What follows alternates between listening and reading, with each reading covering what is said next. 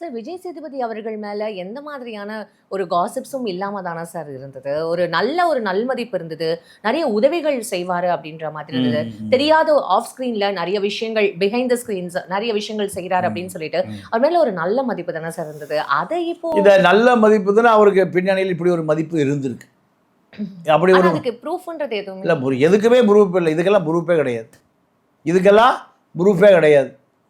இதெல்லாம் புல்லட் ப்ரூஃபா வச்சுக்க முடியும்? ஆ? இல்ல. அப்போ இல்ல சார் இல்லம்மா, யூசுவலி வந்து இல்லம்மா நீங்க சாட்ஸ் அப்புறம் ஃபோட்டோஸ் எடுத்தது இது இல்ல மாதிரி என்னென்னமோ அதாவது போடுவாங்க. எல்லாம் வரும். நீங்க திரு சிவகுமார சொல்லுவாங்க. ரொம்ப நேர்மையான எந்த கிசுகிசுவில் மாட்டிக்கொள்ளாதவர். அப்புறம் அடுத்து ராஜேந்திர சொல்லுவாங்க. 2ம் தான். சார் இப்ப பார்த்தா சூர்யா, கார்த்திக் அவங்களோட பசங்களும் அப்படித்தானே சார் இருக்காங்க. எந்த ஒரு கிசுகிசுலயும் மாட்டல சார். இல்ல எனக்கு ஓ ப சிவகுமாரோட அத நிறுத்திக்க வேண்டியதா இருக்கு. சூர்யா, கார்த்திக்லாம் தொடர்ச்சியாக முடியாது. நீங்க ஜோதிகாவ திருமணமே பண்ண வேண்டான்னு அ ஒத்த கால்ல நிக்கிறாரு சிவகுமார். ஆனா அவரு ஜோதிகாவ திருமணம் செஞ்சுட்டாரு. அதுக்கு பின்னாடி பல சர்ச்சை இருக்கு. ஆ?